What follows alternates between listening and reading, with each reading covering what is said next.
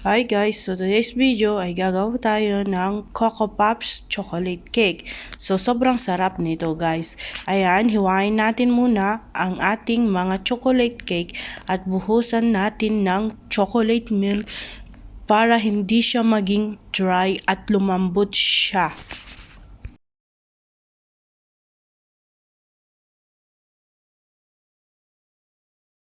At sa kanyang white sauce naman, gumamit ako ng 1 Philadelphia, 1 Dream Whip, half cup Nestle Condensed, half cup whipping cream at nilagay ko ito sa mixer until nag-double size.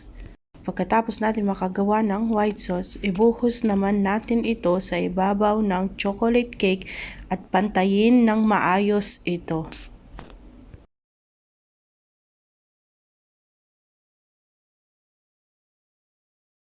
Pagkatapos natin mailagay ang white sauce, kailangan naman natin ilagay ito sa ref ng kahit 10 minuto para pag nilagay natin ang chocolate sauce ay hindi sila mag-mix ito.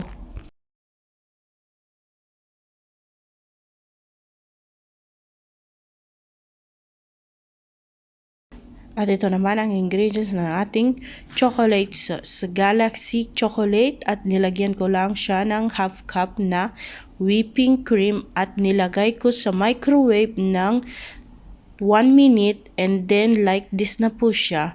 Kailangan lang natin siyang ihalo ng maayos para until melted na yung chocolate.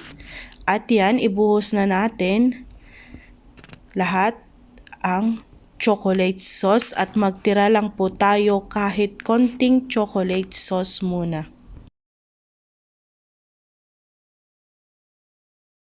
At ito naman ang ating gagamitin sa kanyang toppings. Ayan, Coco Pops, chocolate sauce, chocolate powder.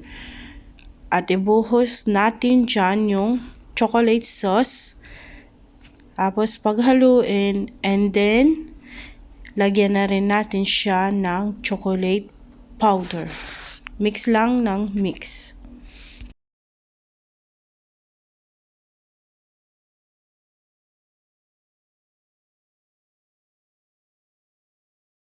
At ilagay na natin yung kanyang toppings, guys. Ayan, sobrang sarap ng cake na ito. Legit talaga siya. Promise ko yan sa inyo.